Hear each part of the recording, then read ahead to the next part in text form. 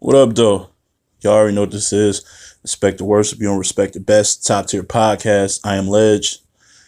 Let's get right off into this, man. Just quick battle rap roundup. Talking about things that's been happening over the past week that I've noticed. I probably missed a lot. Been a little bit busier than usual. Um, really ain't too much been going on. Like it ain't from my optics. I haven't seen too much going on.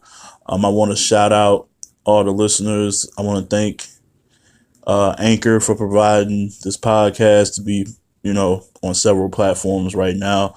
Currently on iTunes, Spotify, Castbox, and yeah, a plethora of other streaming outlets. So I wanted to get that out the way.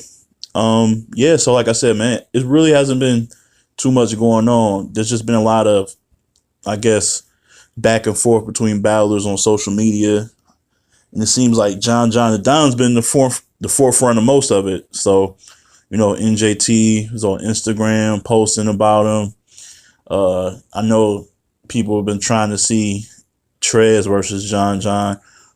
And my question to you guys is which one you think poses the bigger threat? I know people love NJT, and I know it comes across like I'm not a fan of his, but I am. Like, I think he's dope. Like, I'm not a fan of anybody. It's like I don't have a favorite battler, as I always say, but I think he's dope. I see where everybody else sees, obviously. Like, his talent goes without saying to a certain extent. But I do think there's a lot of holes in his game. Not that the opponent can pick at, but the holes in his game that he hasn't cleared up or sealed up on his own. So I took really a nice time to think about this. Who would win that matchup between John and NJT? And to me, I figure it would come to it would really depend. It would depend on, is it a small room setting or is it on a big stage? And I know what people are thinking. People are thinking if it's a big stage, NJT would win because he's a better performer, right? And usually stage presence and, with your voice, a commanding voice that can grab a big crowd's attention, that usually does happen. Usually the performers who can perform really well at a high level usually show out on those big stages. But I'm looking at this from a counter defensive standpoint. Like, just rock with me. So we've seen him rock out also in small rooms. So it's not saying that he's bad in small rooms, but people would just assume a bigger stage, there's a bigger chance for a haymaker because his haymakers can shake small rooms. Just imagine what it can do in a big room, right? But let's think about on the flip side of that. And this is where I'm more concerned with. Notice in a small room, his slip ups, his fumbling and stumbling, or he clearly like choking like I did against Verb in the first round. It kind of goes without any like gibberish from the crowd. They're not like, they're not all like, oh, trying to get them up out of there, right? And the reason why, obviously, because on Smack Volumes, mostly there's fellow battlers who are more of a support system. Like when you choke, like when Chess was choking against Trez on Smack Volume 1, I believe it was Volume 1, yeah. Smack Volume 1, Shine was there kind of like, trying to like get him to cook. Like it's a support system there. So what happens on a small room, it allows you to recover. It allows you to recover and get your stride back. Like you think his third, you would never think that he would have a third like that tucked in the arsenal in that same battle versus Verb after you hear him choke up and give up basically that whole first round. On a big stage though. On a big stage, it kind of overwhelms you if you slip up on a bigger stage because like the crowd, let's face it, sometimes the crowd is there just to, it feel like the crowd pays money just to get you the fuck up out of there. Like the minute you slip up, the minute you stumble, they trying to get you up out of there because they feel like they've just wasted money, and they're kind of a restless crowd. Like it kind of depends on where you're slotted on how far they'll let you get away with some shit. Like only like Lux was the main event and he choked against Calico, and that was like the only time I remember somebody battling that late in the event choke and still get like love. Like I feel like the later you battle on that card, the later you go, the less it's a zero chance that they're gonna just let you rock out after you choke like that. So and I'm worried about him on that end because I have no doubts that John will be able to get through his material cleanly, no matter which event or venue he's in. So it really all comes down to, can NJT craft 3 solid rounds, not only just without slip ups, but just fire rounds, like from a writing standpoint. Like we just talked about it ad nauseum about his battle versus Clips. It seemed like he was going for the Mike Tyson get you out in the first round knockout, but Clips was obviously playing the long game and was more like Evander Holyfield with stamina and constantly moving and jabbing a little bit before he got you out of there. So it's a tough one, but I think on a bigger stage, I actually think it'll be to his detriment. I think in a small room, if he stumbles, he'll be able to recover and just still wild out, as opposed to, being on a big stage, stumbling, and it kind of kills your momentum a little bit. You kind of feel like, damn, I just did this in front of this big ass crowd. We've seen people who mess up, slip up. We've seen it from NJT. Like your level and enthusiasm, your focus just kind of goes away. Now your whole concern is just not slipping up again. So you're not even giving your own material the proper, just entertainment, the proper gestures with your hands. You're just not giving yourself everything that you rehearsed before you got to the stage. So it might come across a little bit bland because you're just trying to run through your material so you don't fuck up again. So that's actually my take on it. I think NJT will have a better chance beating John if it's a smaller stage. And I know that sounds very contrary to what people might believe because his voice, and like I said, he commands more of a big stage presence. But yeah, like sometimes you got to play the deep. You got to hide your own flaws in your game, even if that means like sacrificing some of your attributes, because you can win a defensive fight. Like it can be a low scoring game, like the Super Bowl. Like, what I'm saying? You got to win. Sometimes you got to win a low scoring game. It can't be action packed because that might allow you to be vulnerable, and you might not want to be vulnerable. So that's what I'm going with on there. I actually think Trez would be an interesting. I actually think he has more probability to beat him too, because they got personal history, and this is like the best form I've seen Trez in like ever. Like, really, to be honest with you, he was good in spots. Like even in a loss, he was good against JC. Obviously his days in bullpen, he was cooking.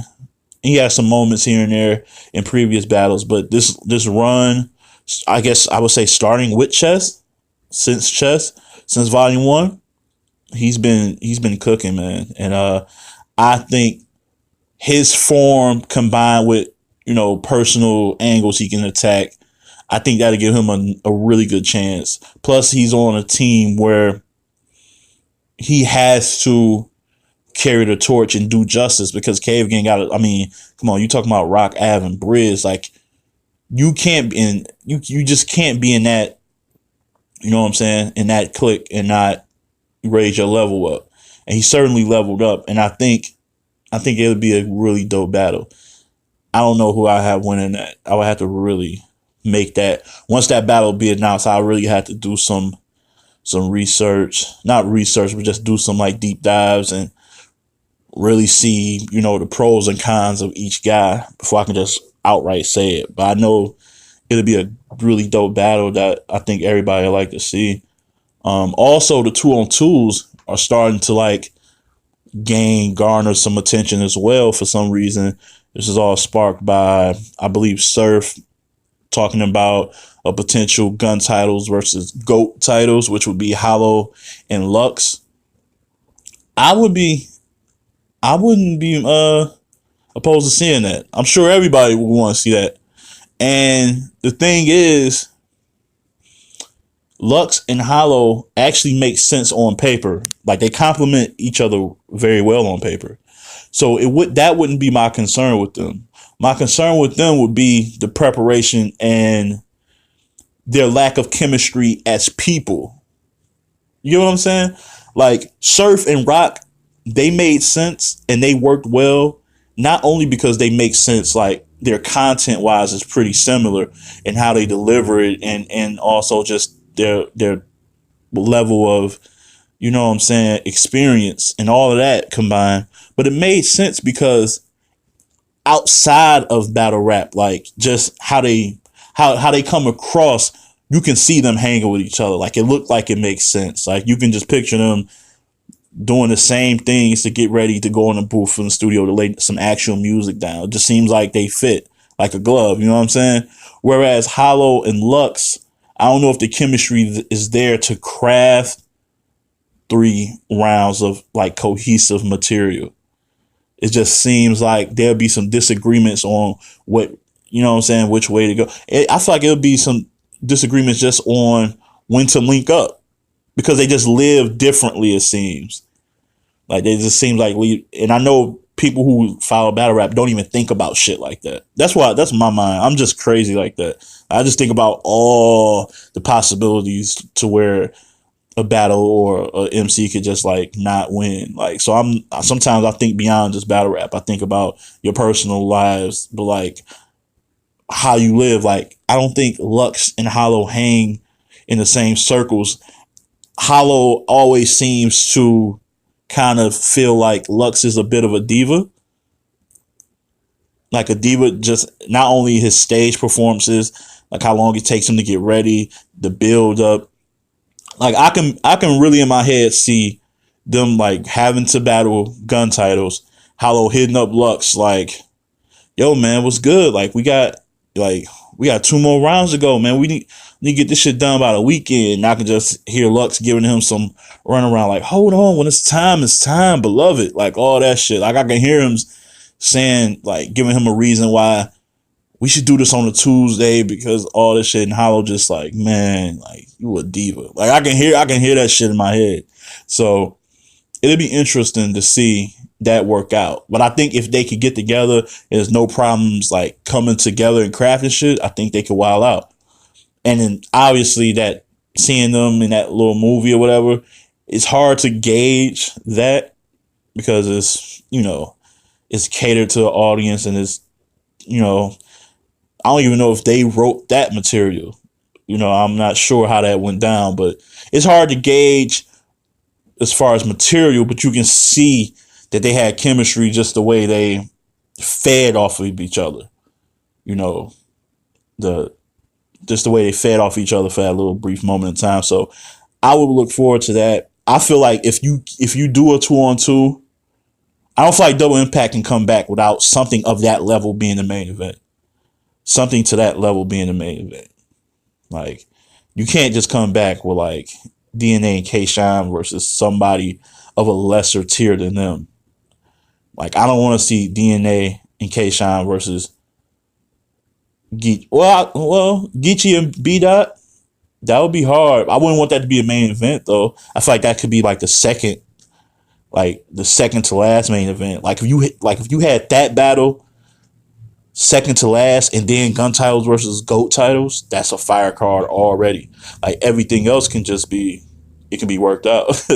So yeah, man, that's how I'm feeling about that. And also Bankhead versus Danny Myers will be dropping tomorrow, February 16th. Please check that out. Black Ice Cartel. They already dropped Vixen versus Coffee Brown.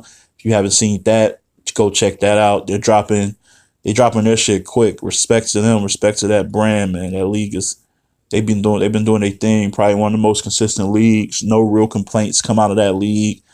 I haven't heard anything about shady business. The crowd shows love to everybody who comes from different places. So yeah, check that out. It'll be dropping tomorrow. I don't know, evening, afternoon. We'll see. But I'm going to be in there. I'm going to be tuned in because I like Bankhead. Like his reactions to his own shit. Like nobody believes their shit is more fire more than him. Like just watch his reactions after he landed a bar. Bankhead is different, man. He's a funny guy. And Danny's just Danny, top 5 most consistent out here. So check that out, man. Also, I don't know when, but there should be should be some more battles to check out as far as women are concerned. I know I was talking to this lady, goes by the name of Matrix. She's from Houston. She's pretty dope. I've seen some of her old battles that was maybe like a year and a half ago, and she's pretty good. Like I like the first thing I look for when I look at the side of women's battling, like battlers, it's for confidence.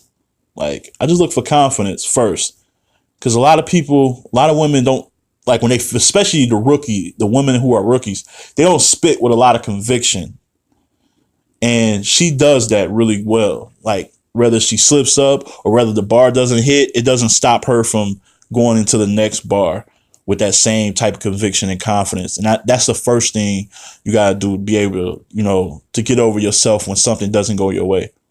That shows a testament to how long you can really last in this game. And she's been battling a lot of duels, it seems like, which is always good. Like that really preps you, because the disrespect, the in your face, the intensity that comes from guys is a little bit different. So she seems like really primed to be next up. I just would like for her to battle a little bit more often. I don't know what league she like. I don't know if she's like a league person, like she has a particular league she's in. But yeah, shout out to her. She's from Houston. Check her out. And yeah, man, moving right along. Yo, want to talk to you real fast about Anchor, all right? Anchor is a one-stop shop for recording, hosting, and distributing your podcast. Best of all, it's 100% free and ridiculously easy to use. And now Anchor can match you with great sponsors too, so you can get paid to podcast. That's pretty dope, right? All you have to do is go to anchor.fm/start. Once again, that is anchor.fm/start. You'll get acclimated. Look, man, on here, there's podcasts for literally everything: food, movies, entertainment, health, fitness, you name it, they got it. So why don't you come on in, grab a seat, and start podcasting soon. Yeah, moving right along. We're gonna do this like Q&A segment. Not really Q&A. Like if it wasn't questions, but it was just a comment, I was just going to answer it on the podcast directly to you and letting the viewers know and the listeners know, who it came from. So I'm gonna get right into it. And I'm a man of my word, so I'm gonna say I told them guys, I'm gonna answer y'all first. And it's the good folks at Let's Talk Battle Rap Podcast.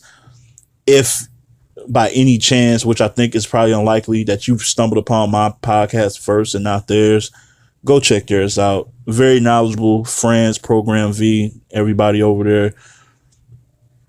You can follow them on Twitter at LTBR Podcast. Man, they do a great job. I don't know how long. I want to say they've been out for maybe a year and a half, almost 2 or something like that, because I've been listening to them for about 9 or 10 months now, it feels like. So very knowledgeable. They have guests. They're dope. The question was, when you going to have us up for a nice debate, some words to exchange with a hand rub gif or whatever. Like, so me and these guys, like, we debate back and forth a little bit. I like to challenge them on some things respectfully. I mean, I value their opinions. They never say anything that's just outlandish and like super wrong where I'm like, yo, they gotta be bugging. It's just like, I disagree with that, right? So yeah, at some point I will have guests on. You guys will be definitely first up, because we got a lot of topics to tackle. Excuse me. I would love to come on your podcast and you guys, on your guys' platform and talk and discuss anything you guys want to talk about as well. I think it'd be a nice trade-off, and we can have healthy debates. Like I said, when I debate, it's really not so much more me trying to be right. I love debating because I help gain information that I would not have known if I didn't partake in a debate. Like, you might bring something that I have no idea happened, or a point of view that I never would have thought of using. And that can help me go along the way to the next time I view a battle, or the next time I have opinion on this certain guy's approach or anything like that. Like, I debate for more information. I'm never really caught up in being right. I'm not like that. Like, I'm the same guy who just was like, Clips is gonna get his ass 3-0 by NJT, and I came on here humbly, and it was a clear 2-1 win in his favor to me. Like, I'm not that guy. But if there's things to be debated, we can definitely chop that up, my guys. Respect to you. Respect to y'all platform, man. It's nothing but love. Once again, follow them at LTBR Podcast on Twitter. Next question. My man Rashawn. Follow him on Twitter. Really good guy. He loves battle rap. Homie. He'll debate with you. Y'all can, have a nice discussion. His Twitter handle is at KingRO22. At KingRO22. His question was, where did your interest in battle rap start? I mean, I don't want to go far back, but if you ask me where it started, so my friend of mine was really into the battle rap Olympics. He knew somebody who would attend these, and he would get sent VHSs so we can watch them. So, and this was like, I want to say late night. I want to say like 98, 99. Yeah, about 98, 99 that I was getting them and watching them with him. And they were entertaining, but it was more for shock value purposes because a lot of dudes would come with like maybe not even, I wouldn't even say like a full round of material. A lot of guys took pride in really freestyling, like off the top, look at your shirt, combine it with somebody in the crowd's shirt and then hit you with a diss, and then the crowd goes crazy. A lot of that was going on. So it didn't age well. So if you look at it now, you'll be like, wow, like that wasn't that good. But a lot of things was off the top of the dome, and a lot of things were disrespect. It was just, it wasn't crafted the way it's crafted now.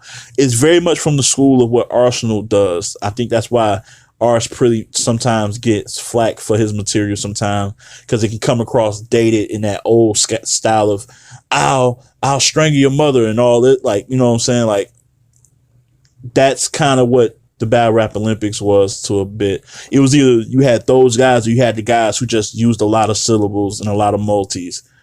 It wasn't like a variance in styles back then. So, that's how I got started. Then I transitioned into watching Fight Club briefly, but I just couldn't get with the short time. Like, I never was that guy. And then Smack DVDs came and I was hooked. I remember everybody goes to Mook, J Mills, J Mills, Castro, and Lux, you know what I'm saying? Lux and Rex. But I don't know why this battle stick out. Not because it was a good battle, just because it was just, I don't know, just always in my head. It was Nova versus Nova, Nova. Like two guys with the same name, and they really hated each other. And it was just a funny battle to me. I don't know why. But like, so those DVDs came, and here in Detroit, we used to get them at the mall all the time. They used to like come here maybe like a week later at this mall. And I would say, I don't know, I don't have the exact date, excuse me, of when Smack stopped having DVDs, but I feel like it was like 05, 06. I could be wrong. And so the DVDs stopped coming in, and we were like pissed. So I kind of fell out of battle rap. I wasn't looking for a different alternative at the time. I just felt like if Smack DVDs was done, I thought battle rap was done. That's how my mind was working, right? So I wasn't hip to Lions Den yet. And I'm the type, we all do, when you hooked on battle rap, you kind of use it in your everyday life, like with quotables, if you're having like a real conversation. So I did that one time. I used a battle rap reference on something, and somebody caught one, like, oh, you watch battle rap? Like, yeah, man, I did. I used to love Smack DVDs. And then he told me, like, well, Smack back. Like, I was like, what? Like, yeah, you ain't seen this battle? Helped me, showed me a link, went on his computer, and lo and behold, it was Arsenal versus Hitman Holla. So I guess we're talking 09. And that shit, man, that shit was different, more intricate, more aggression on a stage. Lines like, oh, I was hooked, man. I fell back in love with it. And once that happened, I had to do my due diligence, which I hope a lot of you new casual fans are doing, who are getting into battle rap. Maybe you've been into it maybe the past 3 or 4 years. I hope you guys are doing the due diligence to go back to see how all this stuff ties in. Like, to do the history, because that's what I did. And I was only away from battle rap maybe like 3 or 4 years during that span. But I was like, let me go back. I watched Math versus Rex before that to see what was going on.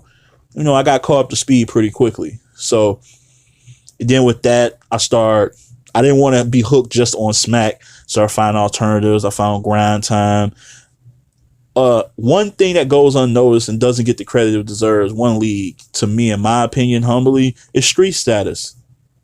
Without Street Status, there really is no Midwest movement.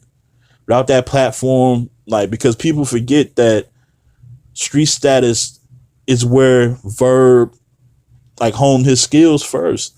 Where Hitman honed his skills first. They was like going over each other first, you know? Like the battles, even when Smack was there, like, who ran Street Status, he was like, it was a merger. Like they merged that together. Like he came and showed love. Like look at Young Ill versus Calico. Like O was there, like sipping a drink, just showing love. He came out for the PGs when B Magic was there battling Clean Paper. Like, and shout out to O, shout out to Street Status, man. That was random, but I just feel like they don't get enough credit. And that platform, it had some legendary battles on that league. So yeah, I started like floating around, and I just became engulfed in battle rap as a whole. So that's basically where my battle interest started. Though, like I would say, Battle Rap Olympics, Fight Club, earlier Smack DVDs, and I'm 32 years old, so I was watching it like 12, 13, 14. So appreciate the question, my man Ro, as always. And then we had like one last question I want to get to, chop up. It's a 2-part question from I am Shiz. That's his Twitter handle, I am SHIZZ. So what up, though? Shout out to you. His first question, I'm gonna do it like this. He said, "Who is your top 5 currently? Not your favorites." And then he asks, "Who is your top 5 ever? Your favorites?" Well, I don't have any favorites, so when I get to ever, I'm gonna answer it differently. Excuse me. Who is your top 5 currently? No favorites. This is just not being biased. So I'm excluding like obviously like the not like Hitman and let me see, Lux, Mook, guys who aren't active. I'm just gonna go with guys who've been active, basically. And I'm gonna say top 5 right now currently. I would go Verb, K-Shine, JC, Geechee, DNA. No particular order, but if I had to order it, I guess if you wanted me to order it, I would go Verb, Shine, Geechee, DNA, JC, somewhere in there, or JC, DNA. But I think to me, those are the 5 guys that's currently, and that's no shot. I feel like, as much as I talk about how Danny is being consistent, Danny Myers, he should be on that list. He's close on that list. And so is a lot of guys. Rum, I could have added Rum to that. Iron, but I would say I'm comfortable with saying that 5. I don't think I'll get much flack for that 5 as far as currently in the game right now. I know some people will be looking at, what about Hollow? I just feel like Hollow's been on a really steep decline. And like maybe I'm gonna take a segment to address that one time, but yeah, it's something not right with him. And still got Math winning that battle. If Math let me down and get slaughtered, I'm never picking him for another battle. All right, but who is my top 5 ever? I don't have favorites, so I'm gonna base this off of at their peak who I felt was like hard to unbeatable and just dominant. Like obviously Grey Hoodie Lux is on there. That's one. Hollow run, like when he like that Hollow versus Pass, Hollow versus Big T versus Good, like that era of Hollow, he gotta be on the list. 09 Verb, Perm Head Verb, that's 3. I think people sleep on Rex. Rex had a run. The whole throwing the hat down, going anywhere, traveling, that classic against Young Ill in the Lou, going against no names, but still like clearly washing them. When a lot of people back then, if you look during this time when other guys were going against no names, they weren't cleaning them out the way Rex was cleaning these guys out. Like you can tell he was rapping to like not only to keep hold of the Dot Mob name in battle rap, but to like I felt like he was aiming to show, no, he is the number 1 battle rapper in the world during that time. So I'm just like at that point, I mean, what he did to Verb, like he was in a bag, man, that very few can reach. So he's in there 4th, and 5th. I would put Hitman in 5. It just far as he's the most, obviously he's the greatest performer on stage ever. that goes without saying. If you have the debate, if you got somebody else there, then I kind of might just will like remove myself from that debate. But so that combined with him and Rex are very similar to me. And here's why. Because a lot of their memorable moments and a lot of their quotable moments aren't even punches. That's so hard to do in a sport that's so driven in and what drives crowds crazy are punches that like really land. A lot of their quotables, you really think back, grown man bars, a lot of his shit, it's not really a punch. Same thing with Hitman. Like a lot of his shit don't be punches. It just be that real talk or quotables or things that stick with you. And I think that's that's a skill within itself. And I just think of the, like, you know, obviously, Hitman got tons of views. He got memorable moments, and yeah, man, he changed the game, man. He made people step up their performance. Like, I don't think without Hitman, you don't see Suge doing the whole, you know, construction worker shit with Av. Like, it made people try to wild out on stage, and I think he got to get some respect for that. Now, an omission that obviously people, I'm pretty sure, are going to talk about is what about Mook? I feel like Mook is the ultimate winner. But when I'm looking at this list of ever, I'm thinking about guys, and this is my personal, he told me like to make this my favorites. But once again, I don't have favorites, but I can do guys who I can do it and narrow it down to people who I felt were the best at their best. I feel like Mook, even at his best, wasn't that explosive to me. I just feel like he was a master tactician, a master strategist. That in itself gains you points. But I guess what I'm saying is, even at his best, I never felt like he was unbeatable. Like him versus, like, if his material versus Serious Jones, you look at his rounds. If he was to battle right now with those rounds, and the other person had to go next, you look at your homeboy and be like, "Oh, he can beat that round." He can beat that round. Like, all his rounds seem very, like, I'm talking about when you look at Verb and Hollow go head to head, and was that 09 on Street Status. Once again, shout out to Street Status. If you look at that Verb round, Hollow goes first or second. No, he goes first, but in the second round, he comes with the rebuttal and he just starts killing. That's a hard round to beat. So for Verb to beat that, you can tell what type of bag somebody's in, right?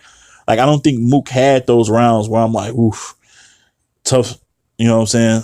Good luck coming after that. Maybe a few rounds against Lux in the first time they battled.